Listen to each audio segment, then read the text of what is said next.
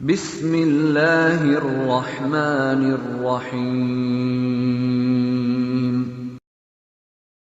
ایک بزرگ فرماتے تھے اگر کسی کو تم برائی میں بھی دیکھو تو یہ سوچو ہو سکتا ہے اس کی زندگی کی آخری برائی ہو اور پھر وہ توبہ کر لے، اور میری زندگی کی ہو سکتا ہے یہ آخری نیکی ہو، مجھ سے کوئی گناہ سرزد ہو جائے۔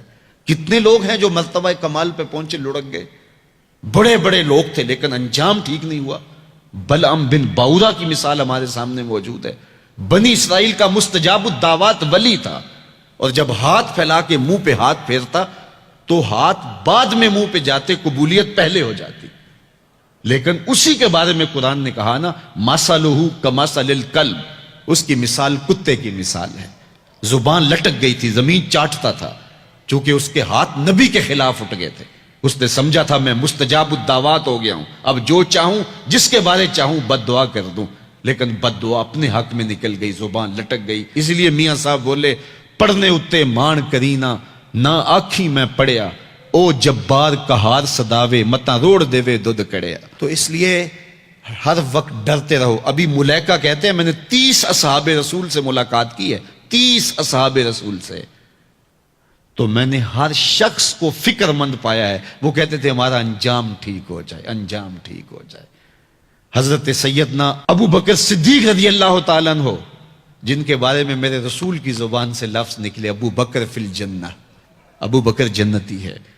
لیکن وہ کہتے ہیں ایک چڑیا کو دیکھ کے شاخ پہ بیٹھی ہے، کہا واہ چڑیا کتنی موج ہے تجھے، ایک شاخ سے اڑتی ہے دوسری شاخ پہ بیٹھ جاتی ہے، اور قیامت کے دن تیرا حساب بھی نہیں ہوگا، پھنسے تو ہم ہیں جن کا حساب ہوگا۔ یہ وہ لوگ ہیں جن کی زندگی دیکھیے، ان الشیطان یفر من ذل عمر، عمر وہ ہے جس کے سائے سے شیطان بھی بھاگتا ہے۔ لیکن وہ کہتے ہیں کاش میں مٹی کا ڈھیلا ہوتا۔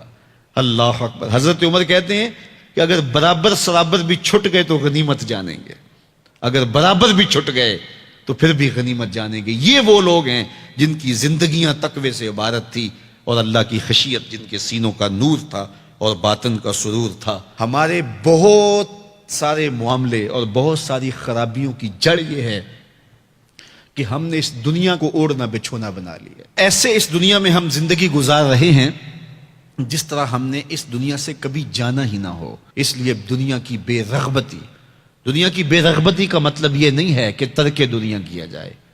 اس پر صوفیاء نے جو بات کہی وہ بہت خوبصورت کہی۔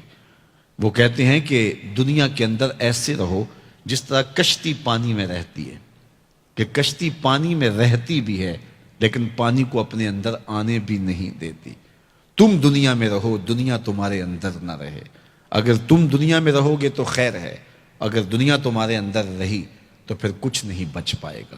کشتی پانی میں رہے تو خود بھی تیرتی ہے، اوروں کو بھی تراتی ہے، لیکن اگر پانی کشتی میں آ گیا تو کشتی کو لے ڈوبے گا۔ اس کی رحمت کے دروازے کھلے ہیں، آج ہم اس کی چوکھٹ پہ آ جائیں، کل تو آنا ہی آنا ہے۔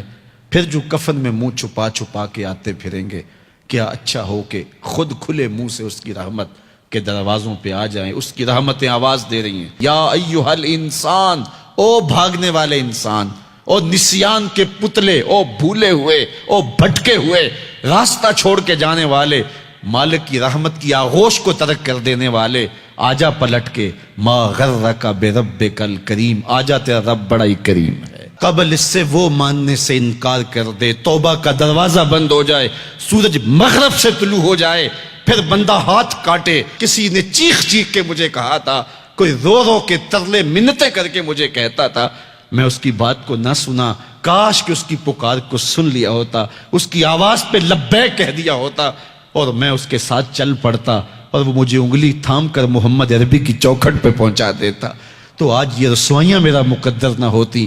صاحبو آؤ، کتاب رحمت آواز دے رہی ہے، کتاب رحمت تمہاری انگلی تھام رہی ہے اور تمہیں حضور کی چوکھٹ تک پہنچا رہی ہے، اور آمنہ کا لال تجھے اپنے دامن میں لے کے رب سے مغفرت اور بخشش کا پروانہ لے کے دے رہا ہے۔